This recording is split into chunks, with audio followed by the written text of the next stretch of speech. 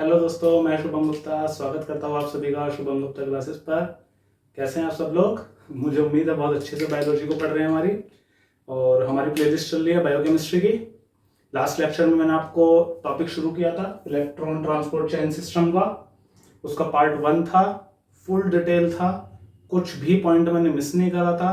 Complex 1, 2, 3, 4 चारों के नाम, चारों का प्रोस्थेटिक ग्रुप और एक एक के बारे में हमने डिटेल पूरी बात करी थी। 1 में क्या होता है, 2 पे क्या होता है, 3 पे क्या होता है, 4 पे क्या होता है। डन। पूरी साइकिल के दौरान मैंने आप लोगों को एक क्विक रिकैप फटाफट आप लोगों को देता हूं और फिर मैं शुरू करता हूं आज का कंसेप्ट जो है मेरे पास क्यू साइकिल का। आप लोगों ने थंबनेल भी चेक कर लिया होगा। जस्ट अ मिनट, फिर मैं शुरू करता हूं क्यू साइकिल का। ठीक है, तो एक क्विक रिकैप। सबसे पहले एक क्विक रिकैप में क्या था सर? इनर माइटोकॉन्ड्रियल मेम्ब्रेन पे पाए जा रहे हैं कॉम्प्लेक्सेस 1, 2, 3 एंड देन 4। चार कॉम्प्लेक्सेस, चारों के नाम बोलिए मेरे साथ फटाफट। NADH डिहाइड्रोजिनेज या फिर NADH कोएंजाइम क्यू रिडक्टेज। क्या हो रहा था यहाँ पे? फटाफट आप लोगों को पता होगा, NADH का ऑक्सीडेशन हो रहा था NAD पॉजिटिव में और इसके इलेक्ट्रॉन्स उठ के कहां जा रहे थे? कोएंजाइम क्यू के पास। ठीक है, इस दौरान कुछ प्रोटॉन्स भी पंप हुए थे। 4 प्रोटॉन्स मैट्रिक्स से कहां पंप हो गए थे? ये मेरा मैट्रिक्स था, मैट्रिक्स से उठ के स्पेस में चले गए थे, पेरी माइटोकॉन्ड्रियल स्पेस में। ठीक, कोक्यू हमारा हमने समझा था यूबिक्विनॉल। आज मैं इस पर और बात करूंगा। सेकंड वाला succinate coenzyme Q dehydrogenase, succinate coenzyme Q reductase. यहाँ पे एक एंजाइम थी सक्सिनेट डिहाइड्रोजनेज जो सक्सिनेट को फ्यूमरेट में कन्वर्ट कर रही थी और इस दौरान हमारा FADH भी बन रहा था और ये FADH का हो रहा था ऑक्सीडेशन और ये हुआ FAD पॉजिटिव और इसके इलेक्ट्रॉन्स कौन एक्सेप्ट कर रहा है? ये कर रहा है हमारा कोक्यू। तो कोक्यू बीच में मिडल हो गया था जो कॉम्प्लेक्स 1 और कॉम्प्लेक्स 2 से इलेक्ट्रॉन्स को उठाकर आगे लेकर जा रहा था कॉम्प्लेक्स 3 में और कॉम्प्लेक्स 3 में इलेक्ट्रॉन्स को डाल रहा था। उसके 2 अलग अलग रास्ते थे, उन रास्तों के बारे में मैं आज बात करूंगा। उसी को कहते हैं क्यू साइकिल। ठीक है, देन ये कॉम्प्लेक्स 3 से उठ के कॉम्प्लेक्स 4 पे कैसे कहानी जा रही थी? कॉम्प्लेक्स 3 में सब इलेक्ट्रॉन्स आ गए, 2 अलग अलग रास्तों से, ये साइटोक्रोम C और ये साइटोक्रोम C अल्टीमेटली कॉम्प्लेक्स 4 में डाल रहा था और कॉम्प्लेक्स 4 के पास यहाँ पे कुछ हो रहा था, half of O2, not O2 it's O plus 4 plus 2 hydrogen ions, it gives H2O। ठीक है, तो ऑक्सीजन मॉलिक्यूल का क्या हुआ यहाँ पे? रिडक्शन।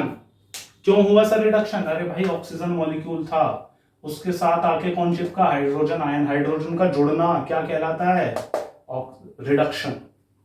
ठीक है, तो O2 molecule is reduced to H2O। Ultimately final acceptor हमारे इलेक्ट्रॉन्स का कौन था? ऑक्सीजन का मॉलिक्यूल था। कॉम्प्लेक्स 4 के अंदर क्या क्या था मैंने आपको बताया था सब। कॉपर सेंटर्स थे, 2 कॉपर सेंटर थे, टोटल 3 कॉपर आयंस थे। कैसे कैसे अरेंज थे वो बताए थे। कॉपर सेंटर ए के पास 2 copper ion, copper center B के पास 1 कॉपर आयन और हीम ग्रुप थे, हीम ए और हीम A3 साइटोक्रोम के मॉलिक्यूल्स थे और अल्टीमेटली इलेक्ट्रॉन कहां आ रहा था? ऑक्सीजन के पास। अभी तक मोटे तौर पे मेरे को इतनी पिक्चर क्लियर है, कोई डाउट कंफ्यूजन नहीं होना चाहिए, बढ़िया करके समझ आ गया। अब मैं लेक्चर को लेकर चलता हूं आज कॉम्प्लेक्स 3 पे और कॉम्प्लेक्स 3 के पास जो 2 रास्ते जा रहे थे वहां मैं एक साइकिल मेरे को समझानी है आप लोगों को, दैट इज क्यू साइकिल। तो अब मैं शुरू करता हूं मेरी क्यू साइकिल। ठीक है, तो हेडिंग डालूंगा मैं बड़ी से आप लोगों के साथ, क्यू साइकिल। सबसे पहले जो साइंटिस्ट आए थे जिन्होंने ये बात समझाने की कोशिश करी थी कि जो यूबिक्विनोन का मॉलिक्यूल है, क्यू जो मॉलिक्यूल है, इसका रोल क्या है ETS सिस्टम के अंदर, तो साइंटिस्ट का नाम था पीटर माइकल। इनका नाम आप लोग केमियोस्मोटिक थ्योरी में भी सुनोगे। तो साइंटिस्ट ने सबसे पहले बताने की कोशिश करी वो थे हमारे पीटर माइकल, और इन्होंने जो कंसेप्ट दिया, जो इसको समझाने के लिए इन्होंने कंसेप्ट दिया, इन्होंने बोला उसका proton motive Q cycle, proton motive Q cycle. ठीक है, तो प्रोटॉन मोटिव क्यू साइकिल हुआ कहां पे, मैंने बताया 1 और 2 से इलेक्ट्रॉन्स को उठा के कोक्यू कहां जा रहा है, 3 के पास। जब 3 के पास पहुंचा तो वहां पे ट्रांसफर करने के 2 अलग अलग रास्ते हैं। तो बहुत ध्यान से तसल्ली से सुनिएगा इस कंसेप्ट को। सबसे पहले चाहोगे तो मैं क्विक रिवाइज करवाता हूं। इस यूबिक्विनॉन के मैंने आपको 3 फॉर्म बताई थी, मेरे साथ बोलिए फटाफट, लास्ट लेक्चर देखा होगा। Ubiquinone fully oxidised, ubiquinol NOL fully reduced, और पार्शियली वाला यूबी सेमीक्विनॉन। ये 3 फॉर्म आपको पता होनी चाहिए, लास्ट लेक्चर में मैंने बताया था। ठीक है, तो मेरे पास कॉम्प्लेक्स 1 और कॉम्प्लेक्स 2 से उठ के इलेक्ट्रॉन्स आ चुके हैं कोक्यू के पास, और ये बन रहा हुआ है यहां पे, मैं लेके चलता हूं आप लोगों को QH2 का पूल। ठीक है, ये मेरे पास QH2 का पूल है। ठीक है, इसके पास इलेक्ट्रॉन्स और प्रोटॉन्स दोनों है, ये दोनों चीजों को एक्सेप्ट करता है, मैंने बताया था। उसके बाद ये QH2 का पूल उठ के गया QH2, और यहां है मेरे पास कॉम्प्लेक्स 3।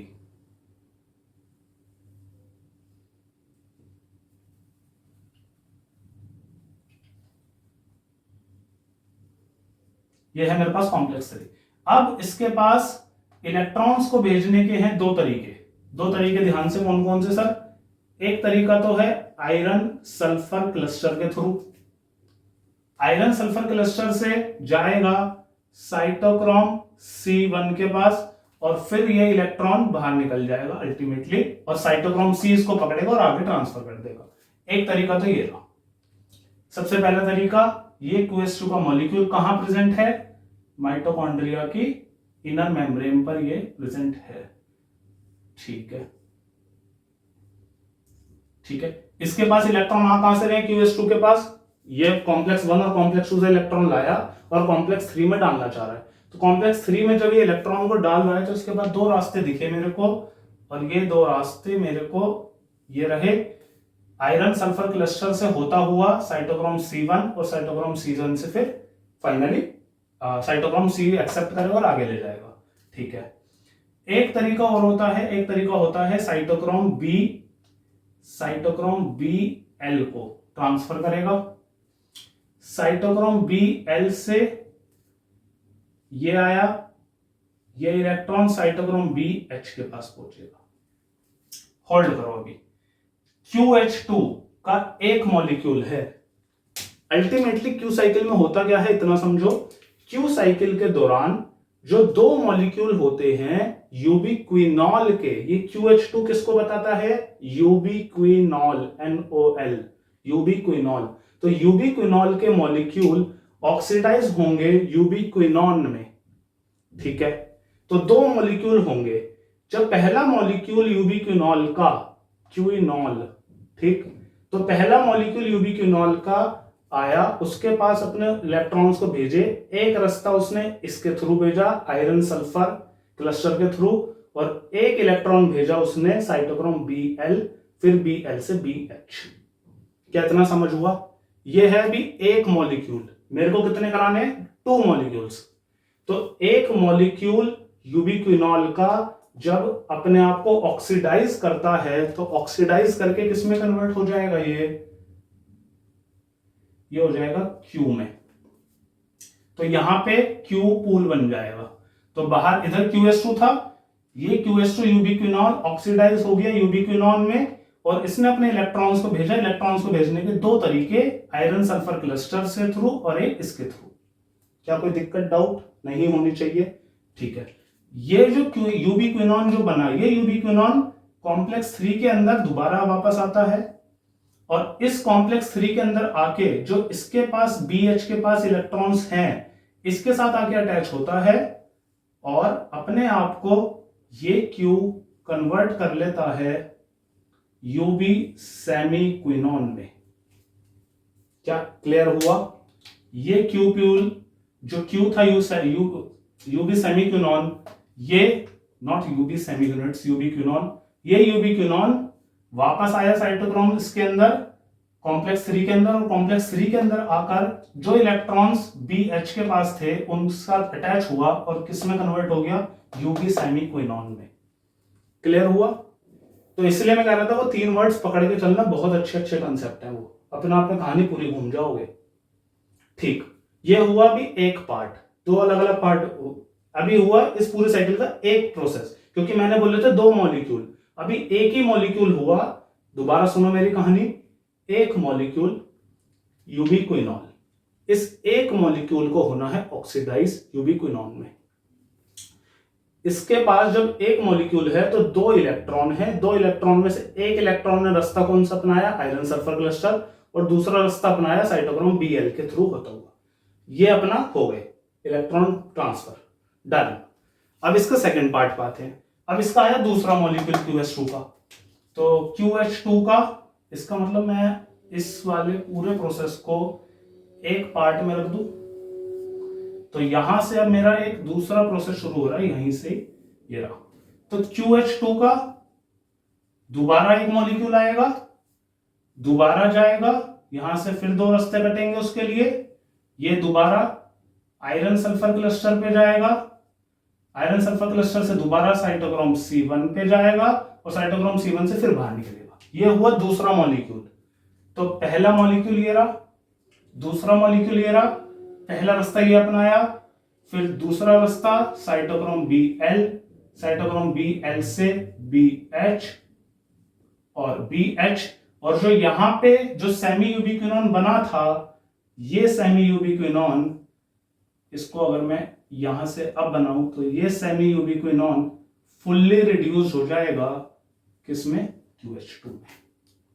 अब यही QH2 दोबारा लौट के जाएगा अपने पूल के पास, और ये साइकिल अब दोबारा कंटिन्यू हो जाएगी।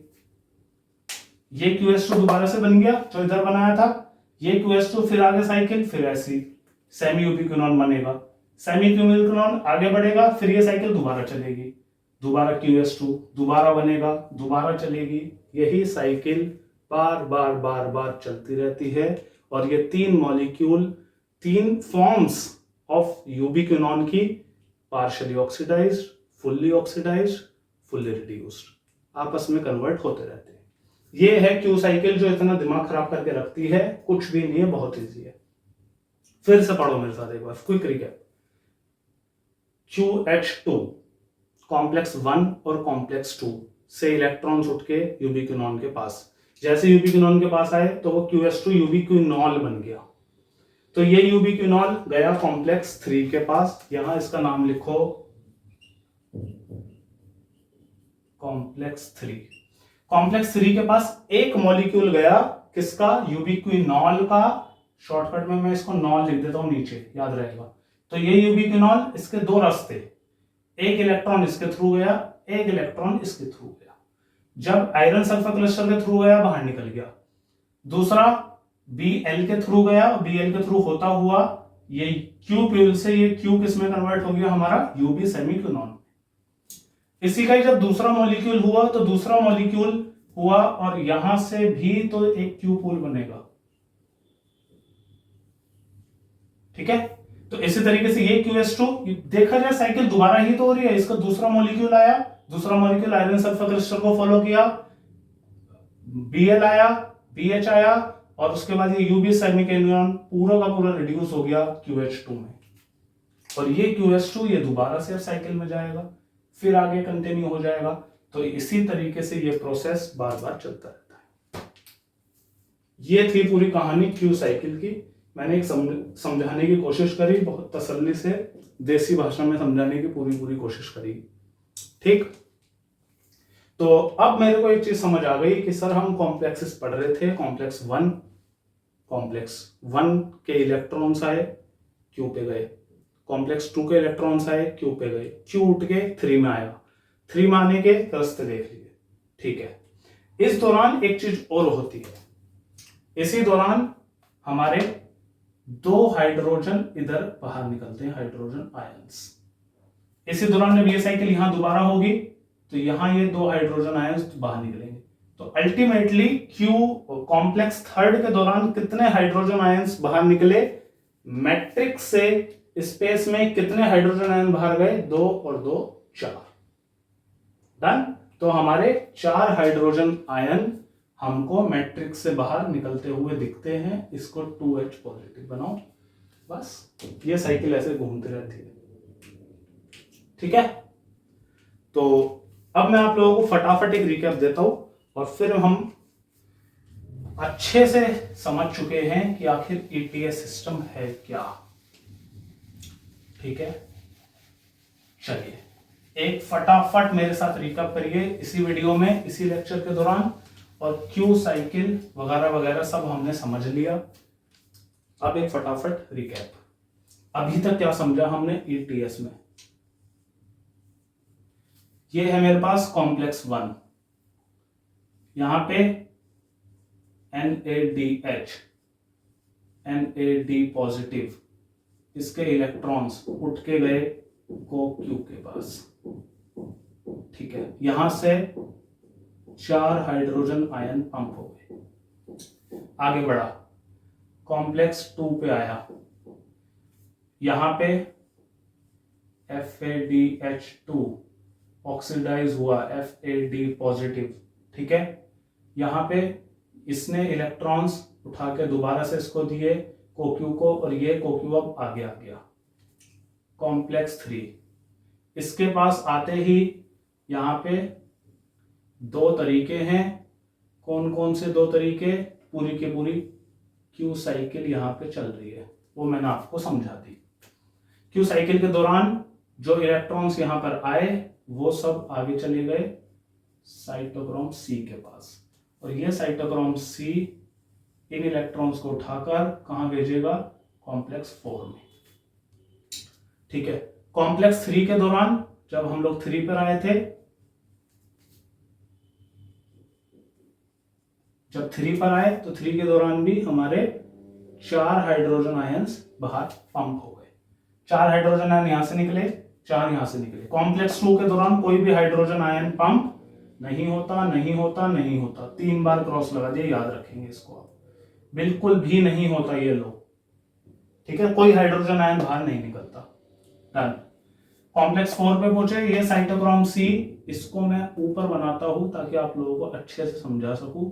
तो ये इलेक्ट्रॉन्स साइटोक्रोम C के थ्रू होते हुए कहां पहुंचे, कॉपर सेंटर A के पास। बोलिए मेरे साथ, कॉपर सेंटर A से कहां पहुंचे, बोलिए बोलिए, साइटोक्रोम A के पास, फिर कॉपर सेंटर B के पास, फिर साइटोक्रोम A3 के पास, और then finally half of oxygen ने एक्सेप्ट करे, 2 प्रोटॉन पकड़े मैट्रिक्स से और कन्वर्ट हो गया H2O में।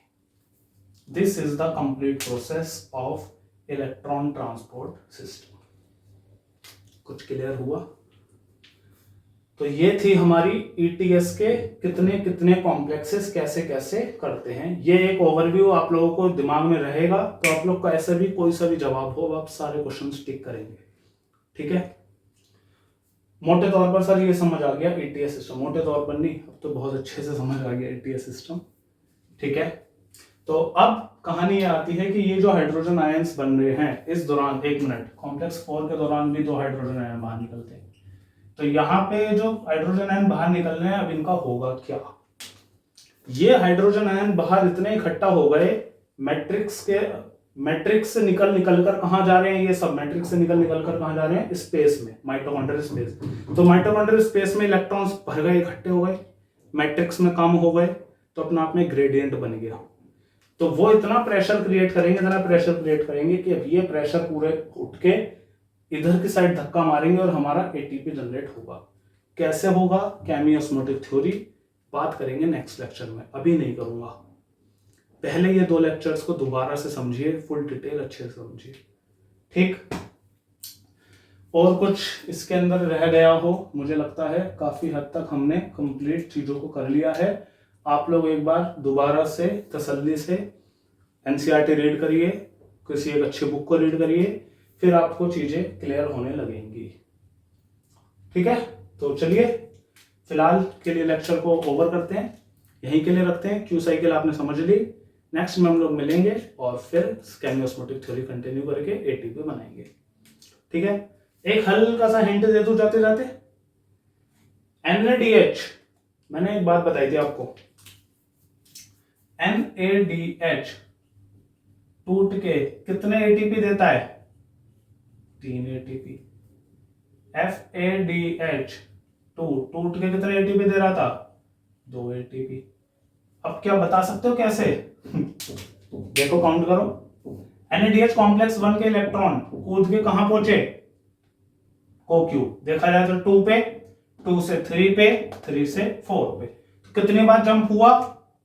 1 से गए 2 पे, मान लेते हैं, देन 3 पे, देन 4 पे।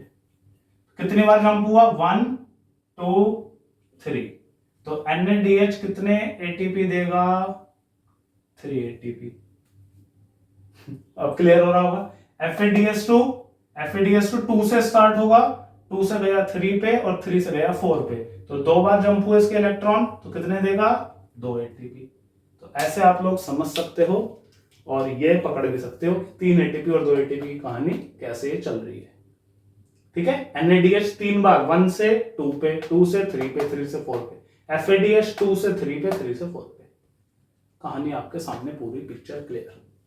चलिए नेक्स्ट में मिलते हैं। और अच्छा लगा हो, पसंद आया हो तो प्लीज कमेंट जरूर करिए, लाइक करिए और दोस्तों के साथ शेयर करिए। मिलते हैं नेक्स्ट में। Thank you so much, all the best.